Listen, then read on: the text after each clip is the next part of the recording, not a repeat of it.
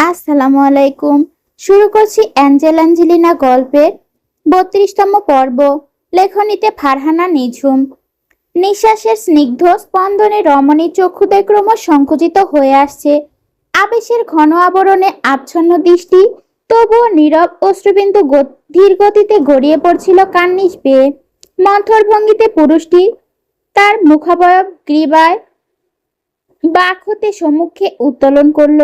দৃষ্টির সম্মিলনে এক অদ্ভুত স্থবিরতা, কম্পমান অষ্টদয় পুনরায় নিবিড় সংযোগে আবদ্ধ হলো ক্ষণস্থায়ী, তবুও তীব্র অনুরণে ভরপুর।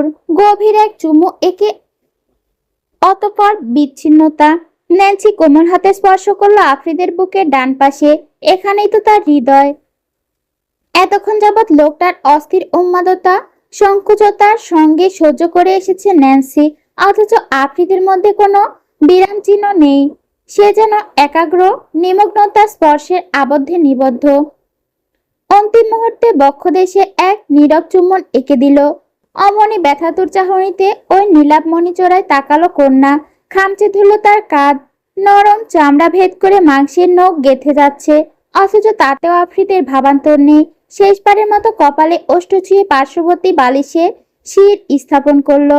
নির্বাক ন্যান্সি নিজেকে সংবরণ করে প্রস্থান করতে উদ্যত হলো ফ্রেশর অজুহাতে, কিন্তু অবাধ্য উদ্ধত পুরুষটি তাকে অবকাশ দিল না। আকস্মিক টানে পুনরায় আলিঙ্গনে আবদ্ধ করলো। দৃঢ় বাহু বেষ্টনে আটকে ফেললো সম্পূর্ণভাবে। বিস্ময়ে স্তব্ধ হলো কন্যা। ছাড়ুন আমায়। প্রত্যুত্তরে নীরবতা বরং আলিঙ্গনের দৃঢ়তা বৃদ্ধি পেল। চক্ষু মুদিত অবস্থায় নিস্পৃহ স্বরে উচ্চারিত হলো, পরে সংযত ক্রোধে উদ্যত হলো কন্যা। নাসারন্দ স্ফীত কণ্ঠে বিরক্তির কম্পন। আমি সার নেব, ছাড়ুন। আফ্রিদের পুনরুক্তি পরে। ন্যান্সির অন্তরস্থলে খুব দাও দাও করে প্রজ্বলিত হলো। দৃষ্টিতে দহন, অভিব্যক্তিতে স্পষ্ট প্রতিবাদ, অথচ আফ্রিদ নির্লিপ্ত। সে মুখাবয় বক্ষের সঙ্গে নিবিড়ভাবে চেপে ধরে আচ্ছাদন বিস্তার করলো। কমফোর্টারের আড়ালে নিজের সাথে মিশিয়ে নিল কন্যাকে। মেয়েটি অনুধাবন করলো এই মুহূর্তে মুক্তি দুর্লভ। পুরুষটির একগুঁয়ে আধিপত্যে সে সম্পূর্ণরূপে আবদ্ধ। Spain, Barcelona. রজনীর নিবিড় আবরণে হঠাৎই যেন এক হিমশীতল নৈশব্দের অন্ধকারে গহ্বর। গভীর স্পন্দন, স্তব্ধ। দুজন পুলিশ অপরাধের দমনযন্ত্রের দৃঢ় স্তম্ভ আজ রক্তের স্রোতে ভেসে গেল। কে করেছে, কিভাবে করেছে তার কোনো উত্তর নেই। নিঃশব্দে অদৃশ্য হাতের মতো এই হত্যাকাণ্ড ঘটিয়ে গেছে কেউ, কিন্তু কে করেছে সেটা বুঝতে বাকি নেই। আর পাঁচটা লাশের মতো এটার গায়ে ঈগলের ট্যাটু লেপটে দেয়া হয়েছে। লুসিফার এলেন ইদ্রার নামটি উচ্চারিত হলে সাহসিকতার অহংকার চূর্ণ বিচ্ছিন্ন হয়ে যায়। হৃদস্পন্দন ব্যতিব্যস্ত হয়ে ওঠে এক অজানা সন্ত্রাসে। পুনরায় কুটিল প্রজ্ঞা ও অদৃশ্য কৌশলের আবরণে আচ্ছন্ন হয়ে সে অধরা হয়ে মিলিয়ে গেছে অতল অন্ধকারে। স্ক্রিয়াসের অন্তরস্থল যেন দহন শিখায় প্রজ্বলিত। মস্তিষ্কে ক্রোধের প্রয়াণ ঘূর্ণি, শিরায় শিরায় ক্ষোভের বাষ্প। এত নিখুঁত পরিকল্পনা, এত সুদৃঢ় জাল বিস্তার, সবকিছুকে উপহাস করে কোনো অজ্ঞেয় শক্তি ইঙ্গিতে ইদ্রান তার মুঠো ফসকে মুক্তি পেল। না না দিবাং, এটা মেনে নিতে পারছি না। How is this possible? বিক্ষুব্ধ উন্মত্ততায় নিজ কেশমণ্ডলী মুষ্টিবদ্ধ করে আকর্ষণ করছে স্ক্রিয়াস। তার চক্ষুদয় রক্তাভ, শ্বাস প্রশ্বাসে উৎকণ্ঠার দহন, চারপাশে নিস্তব্ধতার আবরণ, অথচ সেই নীরবতার অন্তরালে যেন প্রতিধ্বনিত হচ্ছে অজানা কোনো বিস্ময়ের অশুভ সংকেত। দিবাং শীতল সংযমে আবৃত থেকে ঘটনাস্থলের প্রতিটি প্রান্ত সূক্ষ্ম পর্যবেক্ষণে অনিষ্ট করছে। কোথাও কি লুকিয়ে আছে কোনো সূক্ষ্ম প্রমাণ চিহ্ন? ইতিমধ্যে তদন্ত প্রক্রিয়া ত্বরান্বিত করতে আহত হয়েছে আরো দুজন দক্ষ অফিসার, তবুও রহস্যের জটিল গ্রন্থি বিন্দুমাত্র শিথিল হয়নি। হঠাৎ রক্তরঞ্জিত পাথরের প্রান্তে দীপ্তিমান এক ক্ষুদ্র বস্তু দৃষ্টিগোচর হলো। একটি আংটি, নিশ্চয়ই কোনো নারীর হাতের আংটি, কিন্তু তার উপর লেপিত রক্তের ছোপ সেই কোমলতাকে রূপান্তরিত করছে এক ভয়াল প্রতীকে। স্যার, এটা দেখুন। দিবাঙ্গের স্বর নিম্ন, কিন্তু তার মধ্যে লুকিয়ে থাকা তীব্রতা উৎক্ষেপণীয় নয়। ইসকিয়াস ধীর পদে অগ্রসর হলো, যেন প্রতিটি পদক্ষেপ তার চেতনার উপর আরো ভার আরোপ করেছে। দিবাঙ্গের প্রসারিত হস্ত হতে আংটি হাতে নিতেই তার অন্তর্করণে এক অদ্ভুত সত্য সঞ্চারিত হলো, অত্যন্ত পরিচিত, অতিশয় সন্নিকট, কিন্তু অসংগত, অসম্ভব। রক্তলেপিত সেই আংটিটি যেন অতীতের কোনো গোপন অধ্যায় উন্মোচনের হুমকি দিচ্ছে।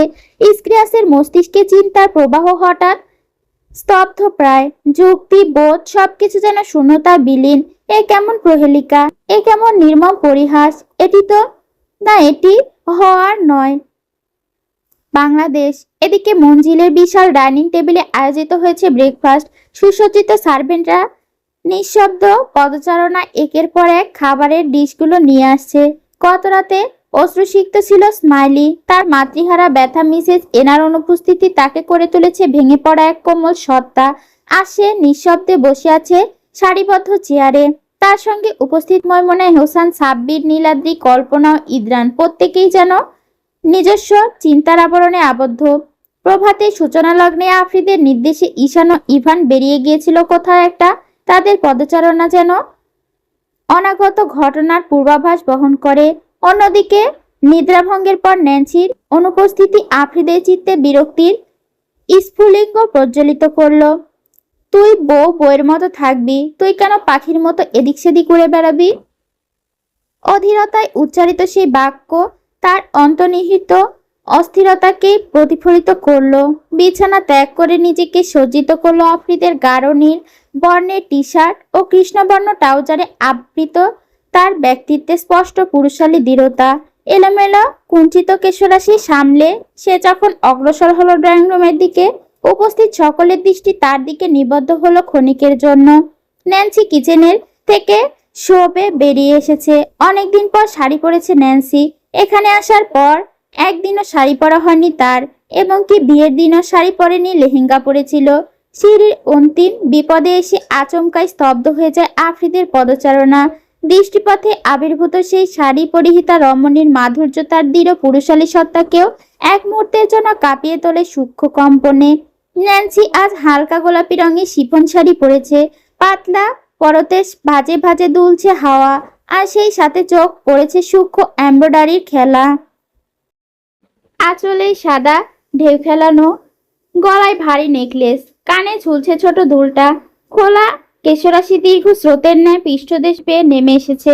তার কৃষ্ণবর্ণ দীপ্তি যেন রাতের আবরণকেও স্নান করে দেয়। চক্ষুদয়ে আঁকা গাঢ় কাজল আজও অপরিবর্তিত, কিন্তু সেই দৃষ্টির গভীরতা যেন আজ আরো অধিক মাদকতায় আবিষ্ট। আফ্রিদি হোসেনের অন্তকোষে হঠাৎই সঞ্চারিত হয় এক অজ্ঞেয় কম্পন।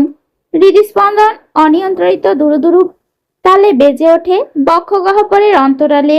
তার এই অপ্রত্যাশিত স্থবিরতা ন্যান্সির দৃষ্টিগোচর হতে সে বিস্ময়ে বিস্ফোরিত নয়নে তাকায়, গোলাকার চাহনিতে মিশে থাকা প্রশ্ন ও কৌতূহল। দুজনের দৃষ্টি যখন এক অদৃশ্য সেতু বন্ধনে আবদ্ধ হলো, সময় যেন এক মুহূর্তের জন্য স্থির হয়ে রইল। আফ্রিদের মুখাবয়বে ভেসে ওঠে এক অসহায় অভিব্যক্তি। নিজেকে যেন সে আর চিনে উঠতে পারছে না। অনাগত অস্থিরতাকে আড়াল করতে নীরবে মনের গভীরে নিজেকেই কঠোর ভাষায় তিরস্কার করে ওঠে সে। এই ক্ষণিক দৃষ্টি বিনিময় মনে মনে আচ্ছা করে গালি দিল, মাতারি রে, তুই ভীষণ চালাক হয়ে গেছস। না হলে আমি শাড়ি পরে সিস্টেমের 12টা বাজিয়ে দিতি না। এবার আমি সিস্টেম ঠিক করতে মেকানিক কই পাবো? আফ্রিদার এক মুহূর্ত স্থির রইল না। দ্রুত পায়ে পালানোর ভঙ্গিতে পদক্ষেপ বাড়িয়ে পুনরায় সিঁড়ি পথ ধরল। তার দেহ মুদ্রা কাম্পমান, অন্তর্গত স্নায়ু প্রবাহে যেন অস্থিরতার ঝড় বয়ে যাচ্ছে। ত্রস্ত হস্তে এলোমেলো ভাবে ড্রয়ার খুলে বের করলো ডিজিটাল ব্লাড প্রেশার মেশিনটা বের করলো। প্রেশার ফল্ট হয়েছে মাফিয়া কিং এর। ভাবা যায় এ এক ভ্রম নাকি নির্মম বাস্তব। যে ব্যক্তি মৃত্যুর ছায়াকেও তুচ্ছতাচ্ছিল্য করে, সে আজ নিজ হৃদস্পন্দনের কাছে পরাজিত। ইস, এই নারী আমাকে শেষ করে দেবে একদিন। অন্তর্গত ক্ষোভে নিজেকেই অভিশাপ দিল সে। তবুও হৃৎপিণ্ডের প্রতিরোধ স্পন্দন তখনও বক্ষপিঞ্জর ভেদ করে বেরিয়ে আসছে উদ্গ্রীব। কিছুক্ষণ নিজেকে সংযত করে মানসিক স্থিতি পুনরুদ্ধারের ব্যর্থ প্রচেষ্টায় পুনরায় নিচে নেমে এলো। মাফিয়া কিং আসেন, একটু গল্প করি। ইদ্রানের ডাকে ঘোর কাটে। স্মাইলি মুখ ধরে এনে দেখছে পুরুষকে। একটি পুরুষ ঠিক কতটা সুদর্শন হতে পারে তার জলজান্ত প্রমাণ হচ্ছে আফ্রিদে হোসেন।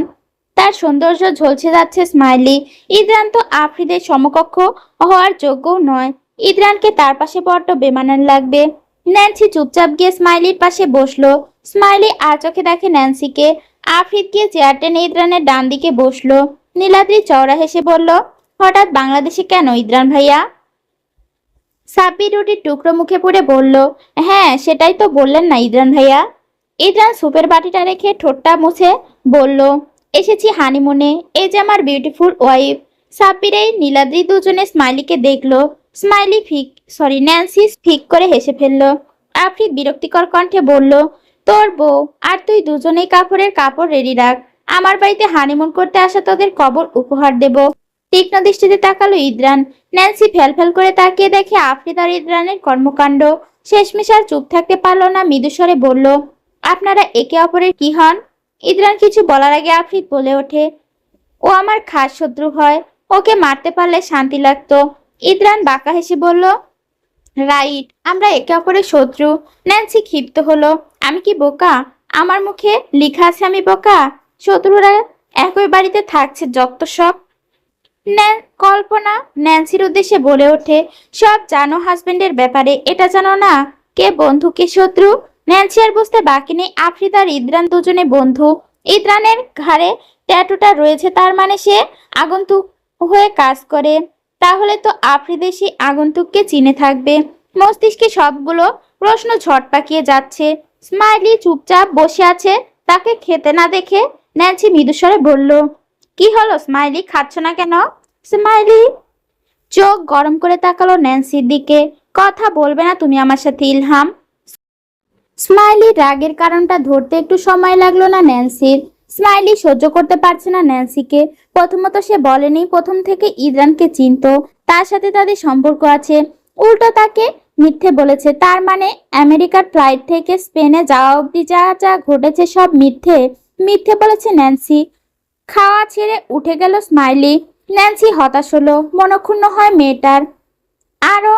তারও আর খাওয়া হলো না। শেষমেশ স্মাইলি ওপরে চলে যেতে যেতে দেখলো তিতলি ওপর থেকে নিচে নামছে। একটু আগে তাকে ওপরে যেতে দেখেছে স্মাইলি। শোনো।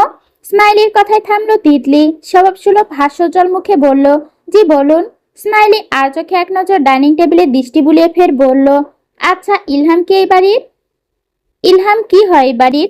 আর আফ্রিদে হোসেন ওনারই বা কি হয়? স্মাইলির কথায় ফিক করে হেসে উঠল তিতলি। ভ্রু কুঁচকে নিল স্মাইলি। তুমি হাসছো কেন? আমি হাসির কিছু বললাম নাকি? তিতলি চনমনে বলে উঠল, আরে আপনি জানেন না ইলহাম আপু আফ্রিদ ভাইয়ার কি হয়? সেটা শুনেই তো অবাক হলাম। যাই হোক, ইলহাম ন্যান্সি অ্যাঞ্জেলিনা হচ্ছে এই রাজ্যের রানী। আফ্রিদ ভাইয়ার প্রাণ। আফ্রিদ ভাইয়ার বিবাহিত স্ত্রী, ওনার জানকি বাচ্চা। মেয়েলি অষ্টযুগল ফাঁক হয়ে এলো স্মাইলির। অবিশ্বাস্য নয়নে আবারও ফিরে তাকালো ন্যান্সির যাওয়ার পথে। নিশীতের স্নিগ্ধ আবরণে ছাদের প্রান্তে পাশাপাশি দাঁড়িয়ে আছে ন্যান্সি ও স্মাইলি। আকাশের নক্ষত্র ক্ষীণ আলোক রশ্মি। ন্যান্সির দৃষ্টি বারংবার গিয়ে স্থির হলো স্মাইলির মুখাবয়বে। তার অন্তর্গত দ্বিধা, অপরাধবোধ ও গোপন ভার যেন চাহনির গভীরতা প্রতিফলিত। সরি স্মাইলি, তোমার কাছে অনেক কিছু গোপন রেখেছি আমি। স্মাইলির অধরে ফুটে ওঠে এক তীক্ষ্ণ তাচ্ছিল্যের রেখা। তুমি এই মহলের রানী, এহসান মঞ্জিলের, আফ্রিদি হোসেনের স্ত্রী, অথচ তুমি একের পর এক মিথ্যে জাল বুনে চলছো। তুমি তো এই কলেজের ছাত্রীও ছিলে না, তবে কেন এই প্রতারণা আর চার্মটাকে কি তুমি পূর্ব পরিচিত ছিলে না? ন্যান্সি দীর্ঘশ্বাস ত্যাগ করে যেন বুকের অন্তরস্থলে জমে থাকা ভার লাঘবের এক ব্যর্থ প্রয়াসে বলল, সব বলছি। স্মাইলি দৃষ্টি তীক্ষ্ণ, প্রতিটি কথা গ্রাস করতে প্রস্তুত। ন্যান্সি মৃদু হাসলো, একটি ক্লান্ত বেদনাময়ক হাসি। আমিও একসময় ছিলাম একেবারে সাধারণ এক ছোট্ট বেকারিতে কাজ করতাম। হঠাৎ একদিন রাস্তায় আফ্রিদকে বাঁচিয়েছিলাম, সেখান থেকে সবকিছুই সূত্রপাত। স্মাইলির ভ্রুকুটিত গভীরতর হলো, মানে আফ্রিদ হোসেন আমার প্রতি এক অদম্য আসক্তিতে আবিষ্ট হয়ে পড়েন। জোরপূর্বক বিয়ে করে এই মঞ্জিলে রানী আসন দেয়, ইচ্ছার বিরুদ্ধে। সবই তাকে ভয় করে, আর ভয় পায় আমার রাগকে, আমার কষ্ট, আমার কান্নাকে। আমাকে আঘাত করার সাহস কেউ পেলে সেই যন্ত্রণাকে সে নিজের বুকে ধারণ করে। স্মাইলি সংশয়ে ভ্রু উঠিয়ে পুনরায় প্রশ্ন করে, তাহলে স্পেনে যাওয়ার চান? তাকে চিনলে কিভাবে? ন্যান্সির অধরে আবারও সেই অস্পষ্ট হাসি। তোমার চার্ম মানে ইদ্রান ভাইয়া? তাকে আমি চিনতাম না, চিনে আফ্রিদ। আমি পরিস্থিতির প্রয়োজনে তাকে জেনেছি। আর স্পেনে যাওয়ার পেছনে লুকিয়ে আছে এক ভয়াল সত্য। কণ্ঠক্রমে ভারাক্রান্ত হয়ে উঠছে কন্যার, চোখ দুটো অশ্রু সজল। আমার পালিত পরিবার, আমার জীবন্ত দগ্ধ করা হয়েছে অগ্নিকুণ্ডে, মারা গেছে আগুনে পুড়ে। আমি জানতে চাই কারা করেছে এই নির্মম হত্যাকাণ্ডে জড়িত।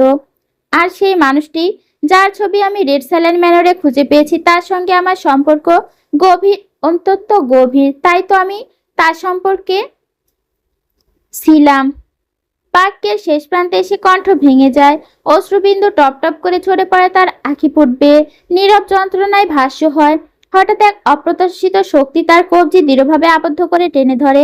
আকস্মিক চমকে ওঠে দুজনেই। আফ্রিদ, আপনি? আফ্রিদের দৃষ্টি তখন দহন শিখার ন্যায় জ্বলছে তীক্ষ্ণ শাসনময়। সে কটাক্ষ থাকায় স্মাইলির দিকে। এই মেয়ে, আর একবার যদি আমার স্ত্রীর কাছে আসো, যদি তাকে কাঁদাও, তাহলে তোমাকে এমন পরিণতি করবো যা কল্পনাও করতে পারবে না। স্মাইলি স্থির দৃষ্টিতে তাকিয়ে থাকে, ভয়, বিস্ময় ও স্তব্ধতার মিশ্র প্রতিক্রিয়া তার মুখে স্পষ্ট। পর মুহূর্তে ন্যান্সির মুষ্টি সজোরে আঘাত হানে আফ্রিদের উদরে। আফ্রিদ ওষ্ঠ থেকে অস্ফুট আর্তনাদ নিঃসৃত হয়। বোকা নারী, এই তুচ্ছ মেয়েটার জন্য আমাকে আঘাত করলি? ন্যান্সির চাহনি তখন অগ্নিদগ্ধ। ওর সামনে আর একবার এমন অশ্লীল ভাষা ব্যবহার করবেন না, আমি নিষেধ করছি। আফ্রিদ তাদের দাঁত চেপে ক্রোধ সংবরণ করে, ক্রোধ সংবরণে ব্যর্থ হয়ে বলে ওঠে, 100 বার বলবো, এই মূর্খের বংশধর, এখনই এখান থেকে সরে পড়ো, নইলে এই ছাদ থেকে নিচে ফেলে দেব। তখন তোমার চার্ম তোমাকে খুঁজেও পাবে না। তার শীতল নির্মম হুমকিতে মুহূর্তেই স্তব্ধ হয়ে যায় পরিবেশ। ন্যান্সি নির্বাক, আর স্মাইলি ভয়ে সংকুচিত, অবশেষে নিঃশব্দ পদক্ষেপে সরে যায় সেখান থেকে। Research centre, hall room 1। Research সেন্টারে অস্বাভাবিক রকম উত্তপ্ত হয়ে উঠেছে। দীর্ঘ নীরবতার পর আজ আবারও এই নিষিদ্ধ স্থানটিতে পদার্পণ করলো এহসান মাফিয়া কিং এর ভয়ঙ্কর ছায়া, যেন শীতল দেয়ালগুলোতে ছড়িয়ে পড়ল। অন্ধকার মোড়ানো কেবিনে বসে আছে সে, মাথা নত, হাতে চকচকে ইগলের আংটি, তার প্রতীক, তার শাসনের মুকুট। নিস্তব্ধতার মধ্যে আংটির ঠান্ডা ধাতব এক অদ্ভুত শিহরণ ছড়িয়ে দিল চারপাশে। তার পাশে দাঁড়িয়ে আছে ঈশান, বরাবরের মতো বিশ্বস্ত, ভীতিকর এক সঙ্গী, দুহাত পিছমোড়া করে বাঁধা, যেন যুদ্ধের আগ মুহূর্তে এক রক্তাক্ত প্রতিজ্ঞা। ঘুরটির আবরণে মুখ ঢেকে আছে তাদের, তবে ভেতরের চোখ দুটি শীতল আগুনের মতো জ্বলছে। এ যেন জ্বলন্ত আগ্নেয়গিরি। বন্দি ছেলের গভীরে তখন মিস্টার আলবার্ট আর মিস্টার কামাল মৃত্যুর অপেক্ষায় অস্থির। যাদের প্রাণ কেড়ে নেওয়া হয়েছে, সেই সায়েন্টিস্টদের রক্তগন্ধ এখনো কক্ষের দেয়ালে জমাট বেঁধে আছে। প্রতিটি নিঃশ্বাসের সাথে সেই বিদঘুটে গন্ধ পেট গুলিয়ে আসে। বস, কখনো যদি ইলহাম ম্যাম এই সবকিছু জানে, তখন কি করবেন? আফ্রিদি হোসেন বড় চিন্তিত আজ। আজ যেন তার অন্তর্গত অস্থিরতা চক্ষু গোচর। তার চোয়াল শক্ত হয়ে উঠল। তার পরাণ জানকী বাচ্চার নামের এই দুর্বল মেয়েটা উন্মুক্ত হয়ে উঠেছে নিজের পালিত মা বাবার খুনিকে খুঁজে বের করতে। উতলা হয়ে উঠেছে আগন্তুককে শনাক্ত করার নেশা তাকে সম্পূর্ণরূপে গ্রাস করে নিচ্ছে। আঙুলের ফাঁকে ধরে রাখা মার্বেলটা এদিক ওদিক ঘুরিয়ে দেখলো আফ্রিদ। আকস্মিক হিসিয়ে বলে ওঠে, ও চায় ওর ফ্যামিলির খুনিকে বের করতে। ওকে ফাইন, তাই হবে। আফ্রিদি হোসেন তার খুনিকে, তার অপরাধীকে ওর সামনে দাঁড় করিয়ে দেবে। ঈশানের কপালে তৎক্ষণাৎ সূক্ষ্ম ভাস পড়ল। সংশয় মিশ্রিত স্বরে শুধোয়, কিন্তু বস, সেটা কি করে সম্ভব? আপনি কিভাবে? ওহো, আমি নয়। আফ্রিদের ঠোঁটের কোণে ধীরে ধীরে বিকৃত পৈশাচিক এক হাসি প্রস্ফুটিত হয়। আফ্রিদ কাউকে ইশারা করতে মুখ কাপড় বাঁধা একটা লোককে নিয়ে আসা হলো কেবিনে। লোকটাকে চিনে ঈশান বিস্ময়াভূত হয়ে কণ্ঠ পুড়ে বেরিয়ে এলো, বস, এটা তো পৃথ্বী ম্যামের ফ্রেন্ড। আফ্রিদের ঠোঁটের কোণে অন্ধকারাচ্ছন্ন বাঁকা হাসি ফুটে। ইয়েস, পৃথ্বী। মুখ থেকে কাপড়টা টেনে খুলে ফেলা হলো। নিজের সামনে স্বয়ং আফ্রিদি হোসেনকে দেখে গায়ের লোম খাড়া হয়ে গেল পৃথ্বীর। পিঠের শিরদাঁড়া বেয়ে শীতল স্রোত বয়ে গেল। আতঙ্কগ্রস্ত আতঙ্ক গ্রাস করলো তাকে। প্লিজ আমাকে ছেড়ে দিন, দয়া করুন ছেড়ে দিন আমাকে। পৃথার কথা শুনলো আফ্রিদ পৃথ্বীর কথা শুনলো আফ্রিদ। হুইস্কির বোতলটা হাতে নিল, বোতলের সিপি খুলতে খুলতে বলল, ছেড়ে দিতে পারি তবে একটা শর্তে। পৃথ্বীর হৃদয় ভরে ক্রমশ স্ফীত হয়ে উঠছে, কাপা কাপা স্বরে বলল, কি শর্ত? আফ্রিদ হুইস্কির বোতলে চুমুক দিল, আয়েশি ভঙ্গিতে বসে বলল, সেদিন আগুন লাগার সময় তুই কাকে দেখেছিস? 6 মাসের আগে সেই বিভীষিকাময় রাত্রি, চারিধারে আগুনের লেলিহান শিখা যখন সবকিছুকে গ্রাস করেছিল, তখনই আগুন লাগার সময় আফ্রিদকে দেখেছিল পৃথ্বী। তাই তো তাকে নিয়ে এসেছে আফ্রিদ এহসান। আজ থেকে প্রায় 6 মাস হতে চলল, বাইরের দুনিয়ার আলো অব্দি দেখেনি সে। তাকে নিষ্ঠুর পিশাচ সম লোকটি বন্দি করে রেখেছে। আপনাকে দেখেছিলাম। আফ্রিদ এক পেশে হেসে উঠল। কি পৈশাচিক আনন্দ তার চোখে মুখে, এক অদ্ভুত উল্লাস প্রকাশ পাচ্ছে। নির্দয় যন্ত্রমানব বলে ওঠে, রাইট রাইট। বাট এটা বললে তো চলবে না, তোকে আমি ছেড়ে দেব। তুই অ্যাঞ্জেলিনার কাছে যাবি, গিয়ে আমি যা বলবো ঠিক তাই তাই বলতে হবে। Got it. পৃথ্বী ছেলে হয়েও আজ মেয়েদের মতো কেঁদে ফেললো। প্রাণের ভয়ে প্রতিটি জীবে রয়েছে। কে চায় স্বেচ্ছায় মরণ গ্রহণ করতে? চোখ ছাপিয়ে অশ্রুবর্ষণ হয় পুরুষটির। নিজের প্রাণে ভিক্ষাচে আর্তনাদ করে বলল, সব করব, দয়া করে আমাকে ছেড়ে দিন। আফ্রিদ ঘাড় মাসাজ করে ব্যঙ্গাত্মক সুরে হেসে বলল, আহারে বাচ্চা ছেলেটা, তুই নাকি আমার অ্যাঞ্জেলিনাকে ভালোবাসতি? পৃথ্বী তৎক্ষণাৎ মাথা নাড়িয়ে অস্বীকার করলো। আতঙ্কে তার কথা হচ্ছে এলোমেলো, জারানো কণ্ঠে কাঁপুনি স্পষ্ট। না না, আমি ভালোবাসি না, আমাকে ছেড়ে দিন। আপনি যা বলবেন তাই করব, সত্যি বলছি। আফ্রিদের ঠোঁটের কোণে তৃপ্তির হাসি প্রস্ফুটিত হয়। নির্দয় মানব নির্মমভাবে হত্যা করছে পুরো একটি পরিবারকে। Good boy. এই লকেটটা নিয়ে অ্যাঞ্জেলিনার কাছে যাবি, গিয়ে আমি যা যা শিখিয়ে দেব ঠিক তাই তাই বলবি।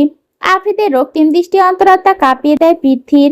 এখানে দ্বিমত পোষণ করলো না কোনো দ্বিমত পোষণ করার কোনো মানে হয় না।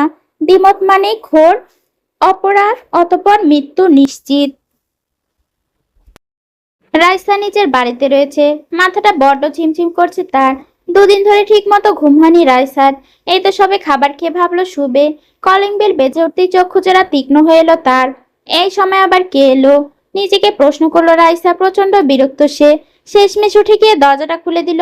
দরজা খুলে দিতে দেখতে পেল ইস্ক্রিয়াস দাঁড়িয়ে আছে। ইস্ক্রিয়াস, তুমি এখন? কি হয়েছে, হঠাৎ না জানিয়ে এলে যে? ইস্ক্রিয়াস নৈশব্দে পা ফেলে ভেতরে ঢুকে এলো। রাইসা দরজা বন্ধ করে দিল। রাইসা ফিরতে তাকে আশ্চর্য করে দিয়ে দৃঢ়ভাবে নিজের সাথে আবদ্ধ করলো ইস্ক্রিয়াস। রুদ্ধ কণ্ঠে অনুনয় করে, I need you badly cutie pie, need you. বক্ষগহ্বরে আকস্মিক এক অদ্ভুত শিহরণ সঞ্চারিত হলো রাইসার। শুষ্ক কণ্ঠনালী ভিজিয়ে কষ্টে সৃষ্টে এক ঢোক গিলে ফেলতে ইস্ক্রিয়াস তাকে নিজের বাহুবন্ধনে আবদ্ধ করলো। অতঃপর ধীরস্থির ভঙ্গিতে তার হাতখানা টেনে সামনে আনলো। আলতো স্পর্শে অধর ছুঁয়ে দিল সে আঙুলে। আঙুল জুড়ে শক্ত করে জড়ানো ব্যান্ডেজ। ইস্ক্রিয়াস তীক্ষ্ণ অনুসন্ধিৎসু দৃষ্টিতে সেটার দিকে তাকিয়ে রইল। মস্তিষ্কের অন্তঃস্থলে তখন প্রবল এক রক্তক্ষয়ী স্নায়ুযুদ্ধ চলমান। সন্দেহ, ক্রোধ আর বিশ্বাসভঙ্গের বিষাক্ত অনুভূতিগুলো একে অপরকে ছিন্নভিন্ন করে দিচ্ছে। তাহলে তার আশঙ্কাই সত্যি। সেই মুখোশাবৃত রহস্যময়ী মেয়েটা তবে রাইসা? এতদিন ধরে নিখুঁত অভিনয়ের আড়ালে তাকে প্রতারিত করেছে সে। দিবাঙের ক্ষমতাধর আংটিটা নিজের হাতে রাইসাকে দিয়েছিল ইস্ক্রিয়াস, অথচ দুঃস্বপ্নেও কল্পনা করেনি সেই বিশ্বাসী একদিন বিশ্বাসঘাতকতার অস্ত্রে পরিণত হবে। শেষ পর্যন্ত রাইসাকে ইতরানের পলায়নে সহায়তা করলো। চিন্তার ঘূর্ণাবর্তে নিমজ্জিত ইস্ক্রিয়াস নৈশব্দে ভাঙল রাইসার ক্ষীণ কণ্ঠস্বর। কি হয়েছে তোমার ইস্ক্রিয়াস? কোনো উত্তর দিল না সে। নিঃশব্দে ঝুঁকে সে রাইসার কাঁধে অধর স্পর্শ করলো। উষ্ণ সেই স্পর্শে হঠাৎ কেঁপে উঠল রাইসার সমগ্র দেহাবয়ব। ইস্ক্রিয়াস সামনের দিকে এসে রাইসার মুখটা নিজের আরো কাছে টেনে নিল, ঠোঁট ছুঁই ছুঁই। ইস্ক্রিয়াসের চোখে উন্মাদ স্পষ্ট দেখতে পাচ্ছে রাইসা।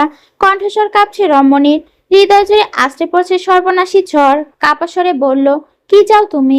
ইস্ক্রিয়াস গালে গাল ছোঁয়ায় রাইসার।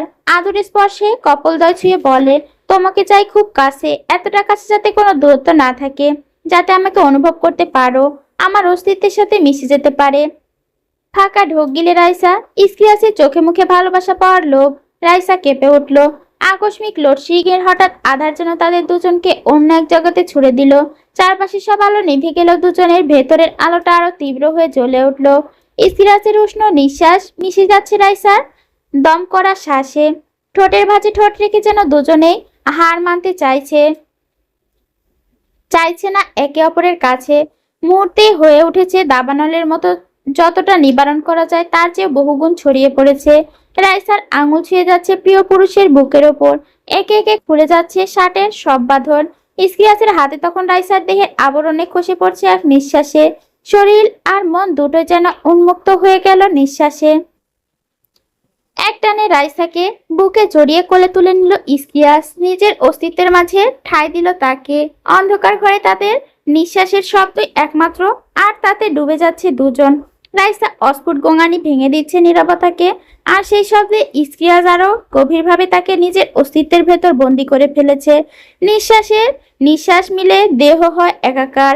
এক নিষিদ্ধ প্রণয়ের ক্ষণে কেঁপে কেঁপে উঠছে রাইসা। বাইরে রাতের নিস্তব্ধতায় ক্রমে গভীর হয়ে উঠছে।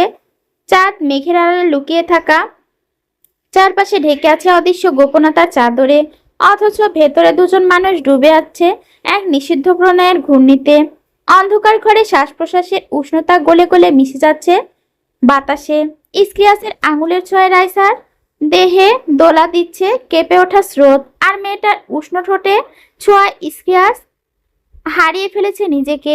এ প্রলোভন যা থামানো যায় না, এ এক তৃষ্ণা যা নিবারণ করলে তার তীব্র হয়। বাহিরে নীরবতার ভেতরে উত্তাল আবেগ দুটো বিপরীত স্রোতের মতো মিলেমিশে তৈরি করছে এক গোপন সুর। নিষিদ্ধ হলেও সেই সুর এতটাই মাদকতা ছড়াচ্ছে যেন পুরো পৃথিবী থমকে গেছে কেবল তাদের দুজনের আশ্রয় দিতে। বাংলাদেশ। কোমরে অসহনীয় যন্ত্রণা সহ্য করতে পারছিল না ন্যান্সি। শেষ পর্যন্ত বাধ্য হয়ে হট প্যাকের আশ্রয় নিতে হয়েছে তাকে। দুষ্টু পুরুষের বেপরোয়া দুষ্টুমিতে পরিণতিতে আজ তার এমন শোচনীয় অবস্থা। কাল রাতে আফ্রিদকে সামলাতে কার্যত নাজেহাল অবস্থা হয়ে পড়েছিল ন্যান্সির। যতবার মানসপটে উন্মোচিত হয়ে ওঠে আফ্রিদের সেই উষ্ণ উন্মুক্ত অবয়ব, তার ভারী উপচে পড়া নিঃশ্বাসের দহন যেন পুনরায় ছুঁয়ে যায় ন্যান্সিকে। সেই চূড়ান্ত ক্ষণে স্মৃতিটুকু এখনো স্পষ্ট হয়। আফ্রিদ তার কাঁধে মুখ গুজে এক অসহায় আবেগজড়িত কণ্ঠে ফিসফিসিয়ে বলেছিল, আই লাভ ইউ বউ। স্মৃতির আকস্মিক প্রতিঘাতে শিরায় শিরায় কেঁপে উঠল ন্যান্সির সমগ্র সত্তা। দেহাবয়ব জুড়ে ছড়িয়ে পড়ল অদ্ভুত শিহরণ, লজ্জার আবেশের মিশ্র অনুভূতি। মুহূর্তে অরক্তিম হয়ে উঠল তার মুখমণ্ডল। কাইটানকে নিয়ে কিচেনে এগিয়ে গেল ন্যান্সি। রাত হয়ে এসেছে, এক কাপ কফি খাওয়ার প্রয়োজন। মাথাটা ব্যথা করছে তার। অবশ্য শুধু মাথা ব্যথা বললে ভুল হবে, বরাবরের মতো আজও অবশ ব্যথায় জর্জরিত তার দুপা। দীর্ঘক্ষণ দাঁড়িয়ে থাকাটা যেন দুঃসহ হয়ে উঠেছে তার। ইলহাম স্মাইলির আকস্মিক উপস্থিতিতে কিস্তি চমকে উঠল ন্যান্সি। আজকে ইদরান নেই মঞ্জিলে। অবশ্য আজকেই তার সাথে কথা বলল ন্যান্সি, কিন্তু বিধিবাম তার হলো কই। ইদরান কোথায় গেছে সেটা বলেনি। স্মাইলি, তুমি কফি খাবে? স্মাইলি গুটি গুটি পায়ে ভেতরে প্রবেশ করলো। ন্যান্সির কোলে কাইটানকে দেখে নিজের রোজির কথা মনে পড়ে গেল। আসার সময় তো রোজিকে নিয়ে আসতে ভুলে গেছে। এটা কার বিড়াল ইলহাম? ন্যান্সি মৃদু হেসে বলল, এটা মাফিয়া কিং এর ছেলে বাচ্চা। স্মাইলি বিস্ময়াবিষ্ট দৃষ্টিতে তাকালো। আফ্রিদ হাসান বিড়াল পোষে? আশ্চর্য। সন্ধিহান কণ্ঠে সুদয়, এই ইলহাম, সত্যি কি আফ্রিদ ভাইয়া বিড়াল পোষে? ন্যান্সি নিম্ন স্বরে মৃদু হেসে বলল, নামমাত্র পোষে, এটা আমার জন্য এনেছে। স্মাইলি এক নজরে কাইটানকে দেখে বলল, অতঃপর বিস্ময় ভরা কণ্ঠে বলে, ওর চোখগুলো একদম আফ্রিদ ভাইয়ার মতোই। ন্যান্সি ফিক করে হেসে ফেলল, তাই তো বললাম এটা আফ্রিদ হোসেনের বাচ্চা। হঠাৎই কর্কশ রুক্ষ পুরুষালী কণ্ঠস্বর ভেসে এলো, এই বেয়াদব, কতবার বলছি ওকে আমার বাচ্চা বলবি না, আমি ওর বাপ নই। ন্যান্সি আর স্মাইলি দুজনে শব্দের উচ্ছে দরজার দিকে তাকালো। আফ্রিদ দাঁড়িয়ে আছে সেখানে, কপালের রগগুলো স্ফীত হয়ে উঠেছে। ক্রোধ তার চোখের কার্নিশে রক্তিম, অথচ সেই দৃষ্টিতে অদ্ভুত এক দাপুটে কর্তৃত্বের ভাব। কাইটান পিটপিট করে তাকাচ্ছে আফ্রিদের দিকে। ম্যামাও করে বুঝালো খচ্চর বাপ চলে এসেছে। ধূপধাপ পা ফেলে এগিয়ে এসে গলা টিপে ধরে কাইটানের, বেয়াদব বিলাইয়ের বাচ্চা, বলেছিলাম না আমার বইয়ের কোলে উঠবি না। স্মাইলি ফেলফেল করে তাকিয়ে আছে আফ্রিদের দিকে। ন্যান্সি কাইটানকে নিজের কাছে নিয়ে এলো, অতঃপর ক্ষুব্ধ হয়ে বলল, একদম ধরবেন না, নষ্ট পুরুষ একটা। মূর্তি ন্যান্সির কবজি শক্ত করে টেনে ধরলো আফরিদ। চল আমার সঙ্গে। স্মাইলি ইতস্তত কণ্ঠে শুধালো, কোথায় নিয়ে যাচ্ছেন ইলহামকে? আফরিদ তীক্ষ্ণ দৃষ্টিতে তার দিকে তাকালো, তারপর ঠোঁটে মেকি হাসি টেনে বলল, জিলাপি খাওয়াতে নিয়ে যাচ্ছি, তুমি খাবে? আসো। আবারও চোখ টাঙিয়ে তাকালো ন্যান্সি। স্পষ্ট বোঝা যাচ্ছে স্মাইলির সামনে আফরিদের মুখ খারাপ করাটা মোটেও পছন্দ নয় তার। আফরিদ মোটেও ওই চোখ রাঙানোর আমলে নিল না, উপরন্তু মিথ্যে হামি তুলল। স্মাইলি বিভ্রান্ত কণ্ঠে বলল, জিলাপি মানে কি ভাইয়া? আফরিদ নাটকীয় দীর্ঘশ্বাস ফেলে বলল, আহারে ইংরেজের বাচ্চা, জিলাপিও চেনে না। শোনো মামনি, আমাকে ভাইয়া ডেকো না। ভাইয়া থেকে ছায়া বানানোর চিন্তা থাকলে আগেই নিজের কাফনের কাপড় কিনে রাখো। কথাটা শুনে রীতিমতো ক্ষিপ্ত হয়ে উঠল ন্যান্সি। রুষ্ট কণ্ঠে শুধোয়, তাহলে কি ডাকবে? আফরিদ একগাল বেপরোয়া হাসি ছড়িয়ে উত্তর দিল, অনলি ভাই। আর তুমি ডাকবে শুধু জামাই। বিস্ময় ভরা নয়নে চেয়ে আছে স্মাইলি। তার চক্ষু সম্মুখ হতে ন্যান্সিকে নিয়ে চলে গেল সেই সুদর্শন পুরুষ। কে বলবে এই পুরুষ দুদিন আগেও গুলি খেয়েছিল তারই স্ত্রীর হাত থেকে? বক্ষ চিরে দীর্ঘ এক নিঃশ্বাস বেরিয়ে এলো স্মাইলির। আফরিদ এহসান, সত্যি আপনি সুদর্শন। আপনাকে ভাইয়া বা ভাই কোনোটাই ডাকার মতো নয়। স্মাইলি মেঝের দিকে তাকিয়ে অদ্ভুত রহস্যময় হাস্যরেখায় প্রস্ফুটিত হয় অন্তর অধর প্রান্তে।